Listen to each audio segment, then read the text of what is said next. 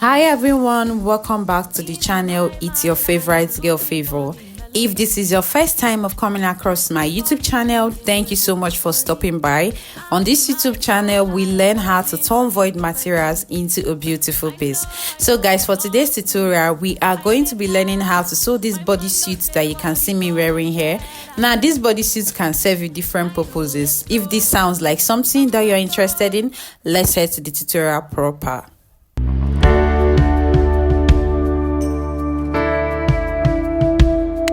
So guys, for today's tutorial, we are going to be making use of this chantilly lace. Okay, you can see how stretchy it is, and on the other side is stretchy on both sides. Okay, and I have this to be 1 yard, so we'll keep this aside and then we'll get straight to getting our basic bodice.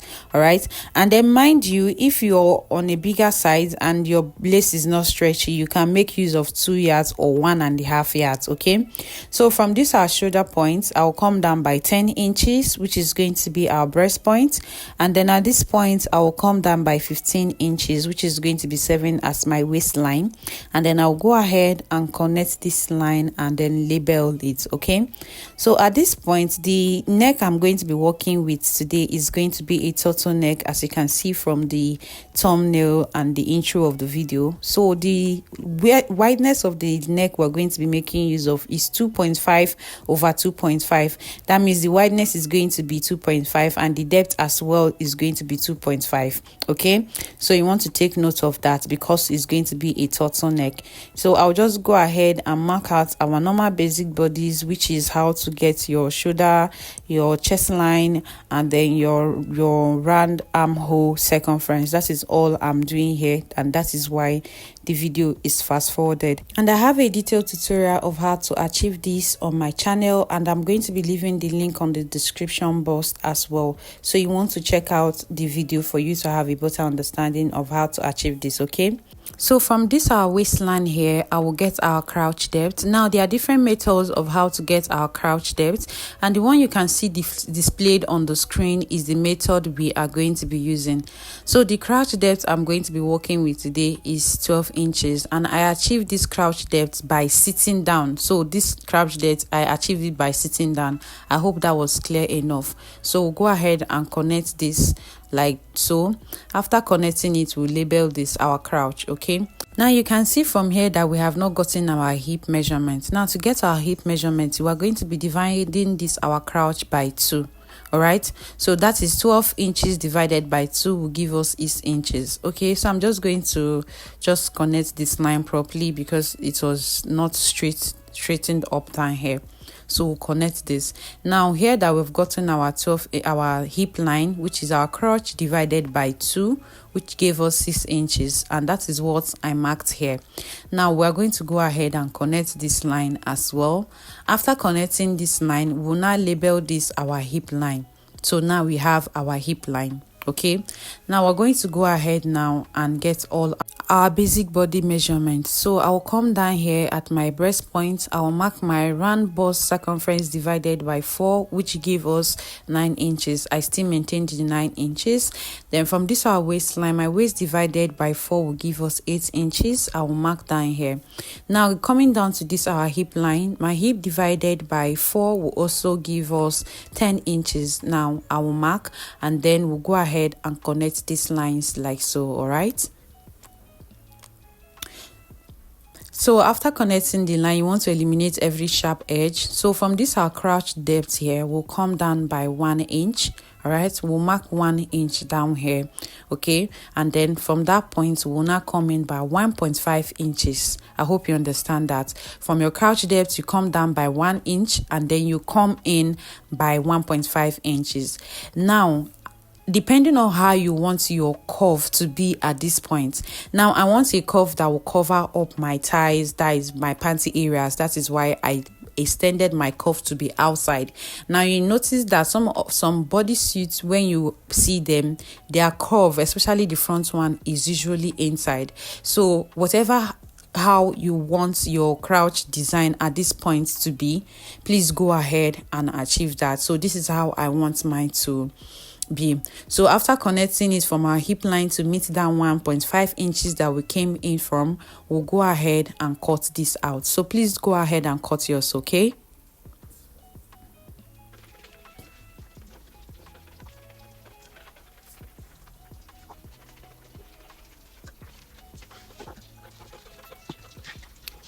So guys, after cutting this out now, I've gone ahead to place it on a fresh pattern paper.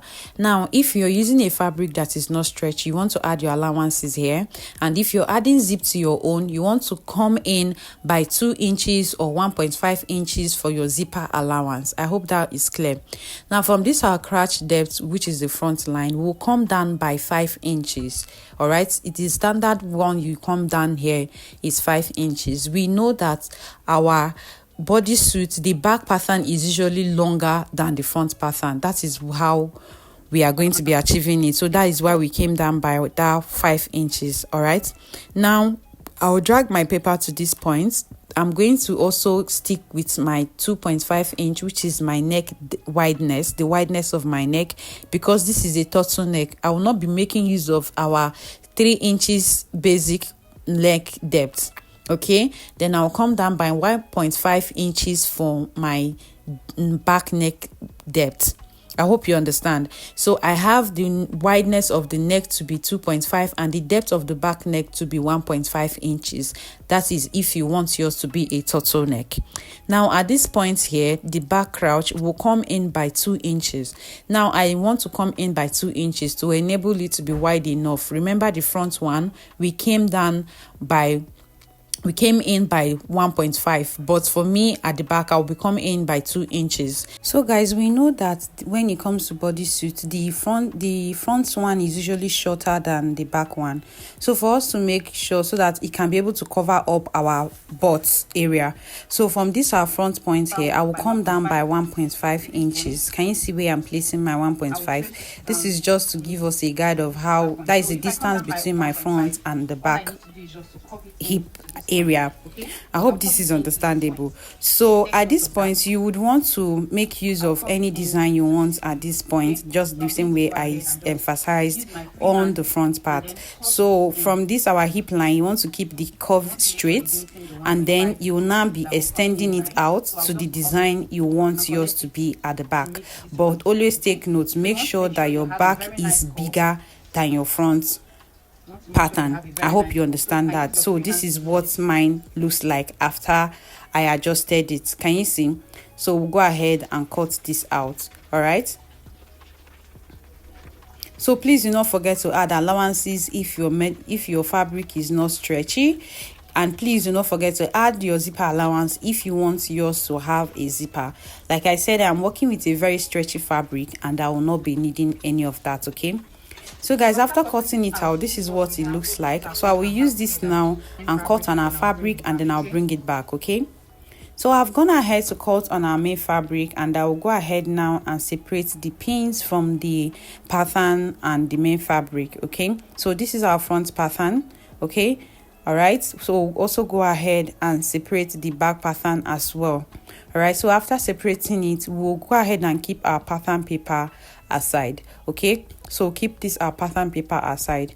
The next thing we're going to be doing is to be piping the crotch area. Okay, so just pay attention to the area we're going to be piping. Now this area is where we're going to be piping, and I cut the mat of the lace.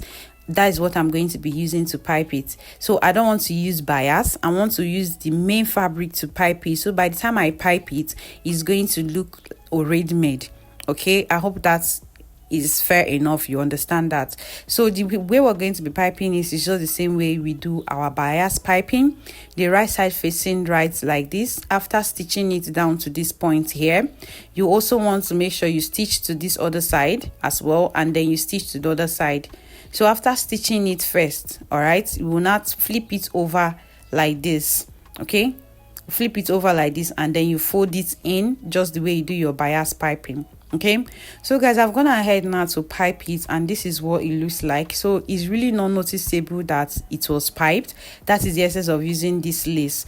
So we'll place the back pattern on our cutting table now, and then we use the front pattern to place it on each other. Front side facing front, the good side facing each other. That is the front pattern and the back pattern. We'll pick it up and then arrange it properly. You want to make sure that you are joining where your crotch started, like this. Okay, can you see the way I've arranged it? Now you can notice that the back pattern is longer than the front pattern. That is the essence of that 5 inches that we came back with, and then the is also wider than the front pieces. Okay, so we're going to go ahead and arrange the front side and the back side properly, like this, the right side facing each other. We stitch down here, also stitch here, and then I'll bring it back. So guys, I've gone ahead to stitch this together with 1/2 inch. I closed it up by 1/2 inch. Remember, I did not add any allowance to this, and you can see what the crotch area is looking like. Can you see?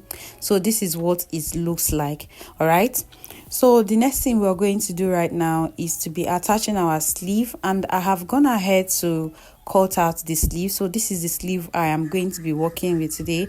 So I have a basic sleeve pattern on my channel. I will also be leaving the link on the description box as well, so please, you want to check out the sleeve, how to achieve that. So we're going to be joining the sleeve like this. So I will go ahead and use 1/2 inch and join my sleeve round and join this other side as well, and then I will bring it back. Okay, so guys, after joining our sleeve and our turtleneck, this is what it looks like. So please leave a comment on the comment section if you want a detailed tutorial of how to cut and sew our turtleneck. Okay, so this is what it looks like. So the next thing we're going to be doing now is to be using this, our press-on pin. Now this is a press-on pin that we're going to be using to be attaching on this crotch area. All right, so we're going to be pinning it, we're going to be attaching it on this. So how to attach this? When you're attaching it, you want to make sure they are both facing each other. Okay, so you open it up like this, and then you attach it in a way that the 2 pins are facing each other, how it can be pressed on top of each other. As in essence, please attach this press-on bottle in a way it can be functional. Okay, so guys, I've gone ahead now to attach our press-on bottle on top of it. So I'll quickly show you what I mean by it facing each other. So I will open this up now.